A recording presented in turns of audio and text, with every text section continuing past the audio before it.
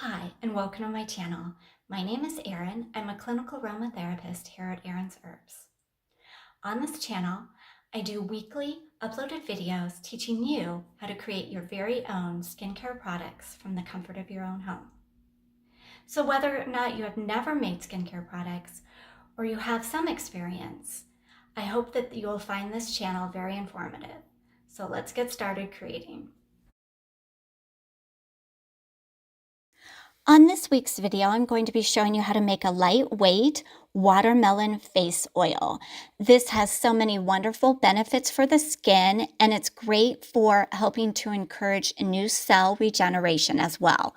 Best of all, it's easy to create.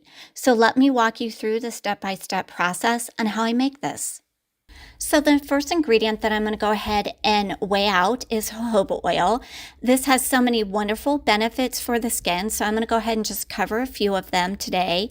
What it does is it will help to balance sebum production, as it is very much similar to the oil that our natural body produces. So if you're someone who has either oily skin or dry skin, this is going to be a wonderful ingredient that is going to help to hydrate your skin as well as prevent any water loss from occurring. Now, this is also really good for reducing any inflammation on the skin, and it's going to be very good for those of you that might have redness or any eczema. What I like about jojoba oil is that it is non-greasy and it absorbs fairly quickly. So you're not going to be left with a heavy oil on the skin. Once I have all the jojoba oil that I need for this formula, I'm now going to be introducing, or rather weighing, my star ingredient, which is watermelon seed oil. Now, this is a powerful oil that is rich in vitamin C, as well as lycopene and vitamins A and E. What it will do for the skin is it's going to help to aid in skin repair, brighten and tone the skin.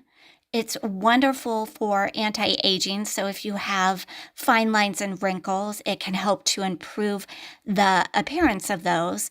It's also going to be an oil similar to jojoba oil, as it helps to control production of sebum. It's going to be very hydrating and moisturizing as well, and this is a lightweight oil that is fast absorbing. Now, if you're wanting to know where you can find this particular oil, I'll go ahead and link down below in the description box where you can purchase it. This next ingredient that I'm using is rosehip oil. This is used a lot in the skincare industry, and it's actually really popular, and that is because it has so many different benefits for all the different skin types. So what it does is it helps to moisturize and hydrate the skin, as well as brighten and even out the skin tone. It's great for any stretch marks or acne scars because it helps to reduce the appearance of it. It's also going to be great for smoothing the skin. So if you have any wrinkles or fine lines, it's also good for that, as it will help to tighten the skin. This is an ingredient that is high in vitamins A, C, and E. It does contain a lot of wonderful essential fatty acids and antioxidants as well. Vitamin E is not only an ingredient that is good for overall healthy looking skin, but it's also going to help to prolong the shelf life of the other ingredients that I'm using in this formula. After adding the vitamin E, I'm going to go ahead and remove this from the scale, and I'll be stirring this for about 3 to 5 minutes. Now, in this formula, I did not include essential oils, and the reason for that is because essential oils can be very irritating, especially for those that have sensitive skin. And I wanted to make this good for all skin types. So once I am done stirring, I'm going to go ahead and simply pour everything into my bottle. Now, this formula does make approximately 100 grams of face oil. And this is something that you can use as often as you would like. In this particular video, I am using a dropper bottle. I like to use dropper bottles a lot because they're just convenient and easy for me to use. I'm going to go ahead and apply some of this face oil to my finger. I'm just going to add a drop just for the purpose of this video. You want to use about 1 to 2 drops on your skin and then gently massage it in. You want to apply it to dry, clean skin.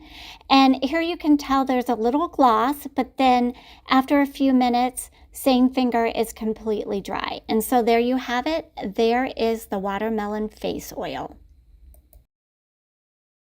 For substitutions, here's what I have for you today. Instead of the jojoba oil, use fractionated coconut oil. For the rosehip oil, I would recommend using borage oil. That is good for all skin types. Now, when it comes to replacing or having a substitution for the watermelon seed oil, I don't in this particular formula because it really is the main and key ingredient, and it's what makes this oil special. So thanks for watching, and if you'd like to see more DIY formulas, don't forget to like and subscribe.